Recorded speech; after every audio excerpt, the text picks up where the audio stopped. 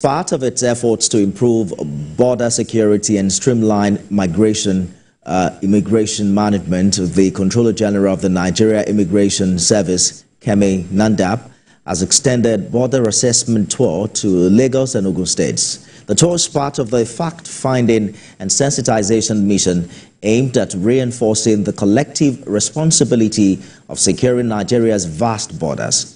In Lagos, she engaged with key stakeholders, including Governor of Lagos State and the Oba of Lagos.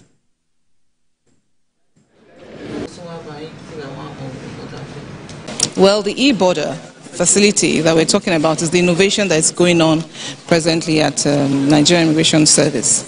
And what that means is we're trying to make sure that our borders are safe, trying to make sure that the borders are properly manned, and that everyone coming into the border, into our borders, we know who they are. We know even before they come. So that's why we've deployed the API and the PNR, the e-gate, and of course, recently again, we had a PKI and PKD.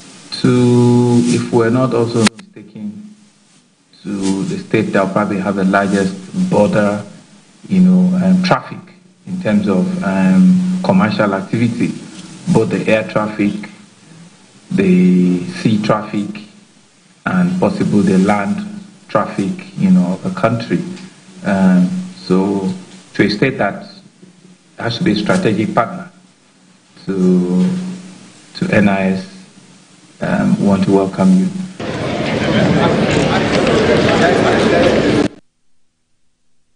To tackle the surge in cybercrimes, a non-governmental organization in partnership with other tech establishments have unveiled Africa's first ethical hacking platform. The platform attracted young tech users through a 24-hour hackathon gaming competition. A global phenomenon, cybercrime, is an expression coined to portray the various atrocities committed on the internet, and it keeps infesting the cyberspace, leaving devastation in its wake.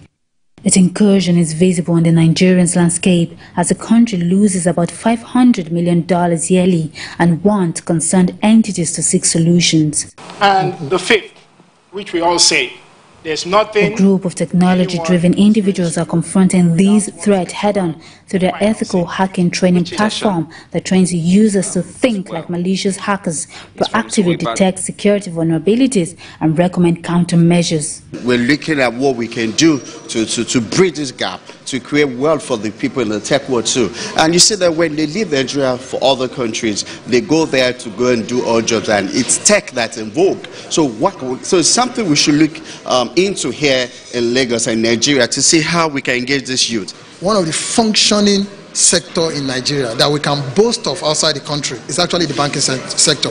And we can see now that the banking sector are being attacked. Of course, not so many of them are saying it out, but they are being attacked because of shortage of resources that can actually address and mitigate this stuff.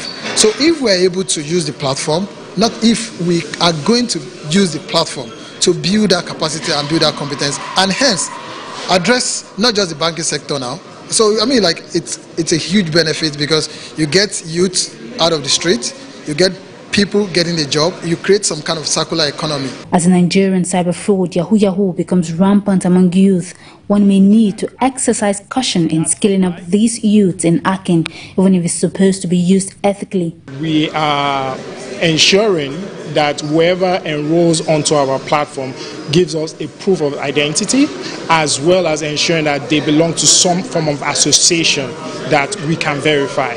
My vision on this new access is to learn more skills and to also help other people. The fact that you jackpot doesn't mean you cannot do the same thing in Nigeria. So you can actually do the same thing in Nigeria here and actually be better and help other people to grow. When young cybersecurity professionals emerge through learning from this app, the founders project a secure digital space that all can safely navigate. On me, so stand up. A 20 billion naira fund has been launched by the Enugu State Board on Security Trust Fund. This effort is to build on the successes of the state government to secure lives and property in the state. Senior reporter Bamdele Ajayi has more. Enugu State government is making security of lives and property in the state its major focus. The new Security Trust Fund, headed by an investment banker, Ike Chioke, is expected to be the driving force to achieve this objective. Governor Peter Mbah, who is aware of the importance of security, made handsome provision for education and security in 2024 budget. Now there is a 24-hour rapid response patrol squad in the state.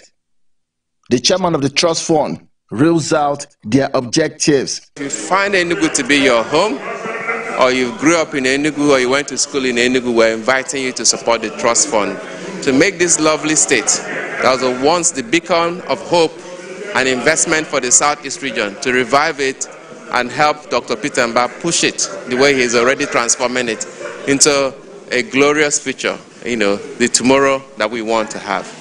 During the launch, Governor Peter Mbah affirms the commitment of his administration to govern a state that is crime-free. I believe that as that begins to grow within the population, within our community, both those in the diaspora, that this will no longer be a government-led initiative. It will be a people-led initiative where people begin to see the value in contributing to our collective security. So that's the thinking that we had in setting up the policy, the law that now led to the inauguration of this technical team, the board of directors, the board of trustees of this Security Trust Fund.